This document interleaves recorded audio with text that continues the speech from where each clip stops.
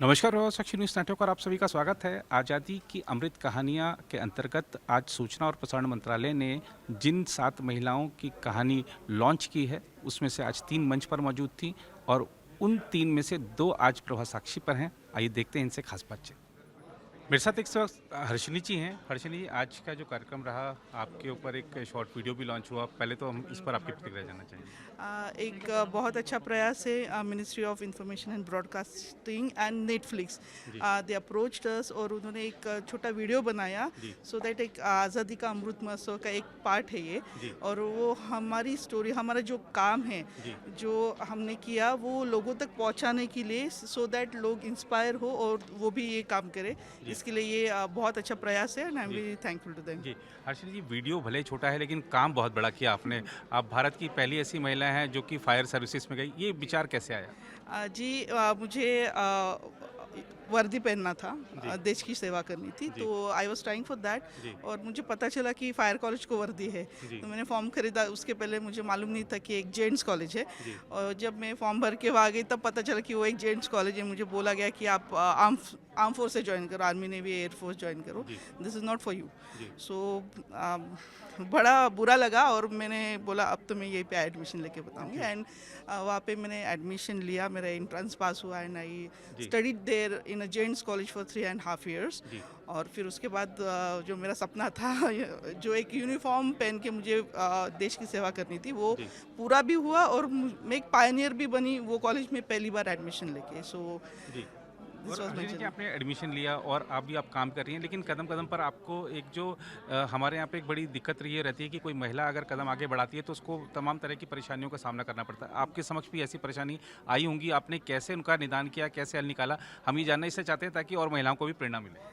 Ji, I am very thankful to my family, क्योंकि मेरे घर में ऐसा एटमॉस्फेयर था कि कभी भी हमने कोई डिस्क्रिमिनेशन नहीं देखा जी, कि मेरे भी भैया है, जी, उनको ज़्यादा कुछ पढ़ाई, आप इंजीनियरिंग कर लो, आप कुछ और पढ़ लो, या फिर आप ये स्पोर्ट्स आप मत खेलो, ये चीज़ हमने कभी देखी नहीं। जी, तो ये पूरा क्रेडिट मेरे पापा पिताजी को जाता है कि जी, उन्होंने हमेशा चाहा कि हम अच्छे से ज़्यादा पढ़ाई करें। जी, और ये एक फॉर्चुनेट थी मैं कि मुझे वो पहला दर्जा मिला वो कॉलेज में देने का। जी, सब मुझे बोलते कि Harshini you are very courageous, जी, बट आई शुड से कि no, my parents are more courageous, जी, क्योंकि उन्होंने मुझे एक जेंट्स कॉलेज में पढ़ने की परमिशन दी अकेले। जी, तो मेरे पूरा क्रेडिट मेरे फैमिली को जाता है। वो जो नेगेटिव फैक्टर तो बहुत सारे हैं, तो वो जी, हम कान तक आने ही नहीं देते। जी, तो कहाँ एक तक कान आए? से लेके दूसरे कान से निकालने का मौका ही नहीं है। वी जी, डोंट टेक इट, जी, क्योंकि वो मेरा लक्ष्य था, मेरे फैमिली का लक्ष्य था कि ये जी। मुझे कोर्स कंप्लीट करके ही रहना है। So we don't bother for the negative comments. जी,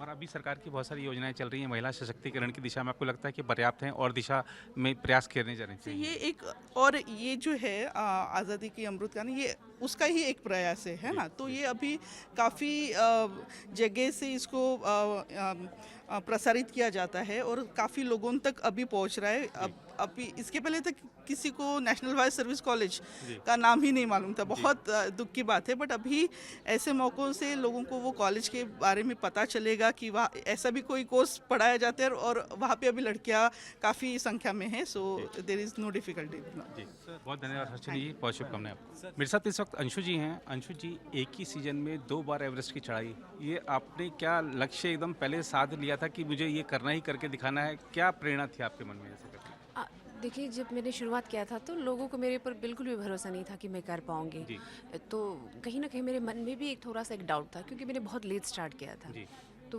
लेकिन फिर ये भी था कि जब मैं एवरेस्ट के लिए जा रही थी तो जी, लोग एवरेस्ट तो क्लाइंब करते हैं, तो फिर जी, मुझे कुछ अलग करना था। तो जी, क्या करना था नहीं पता था। इसी कोशिश में बहुत सारी चीज़ें मैंने ऐड ऑन करने की कोशिश की। तो बस जी, ये डबल एसएन का जो है आइडिया मेरे शेरपा लाकपा रंगलू जी उनका था। जी, तो उन्होंने जब मुझे बोला तो फिर मन ही मन मैंने अपने आप को मतलब ये ठान लिया था कि मेरा पहला अगर सबमिट होगा तो मैं दोबारा ज़रूर जाऊँगी। जी, तो 2011 में मैंने 10 दिन के अंदर किया। जी, तो उस वक्त मेरा एम था कि मैं कम से कम समय में करूँ, विद इन 1 वीक। जी, वो नहीं हो पाया जी, क्योंकि बहुत सारी पेपर फॉर्मेलिटीज़ वगैरह थे, ऐसे जी, करके रह गया।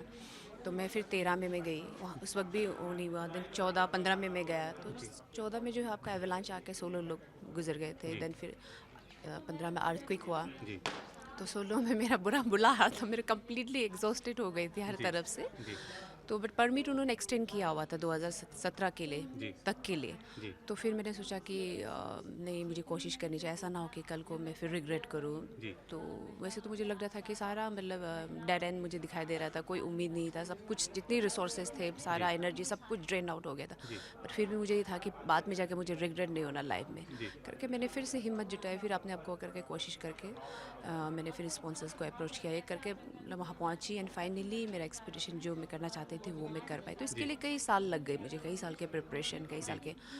तो मैं अपना जो एक्सपीरियंस उसमें यही कहना चाहूँगी कि आप जो सोचते हो, मैंने सारा हमारे दिमाग में बिल्कुल। आपका बॉडी उसी तरह से फंक्शन करता है, तो इसीलिए आपकी सोच जो है आप सही जी। रखें। और हार नहीं माननी है, आपने बिल्कुल नहीं, ये एक संदेश मेरे दिया उसमें है। हाँ यही है, क्योंकि बहुत सारे ऐसे मौका है जहाँ पे मैं मतलब टूटने वाली थी, मतलब ऑलमोस्ट आप टूट सकते बोल सकते मैं टूट गया या बिखर गया, लेकिन फिर आपने आपको संभाला, फिर से हो गया, हार नहीं माना।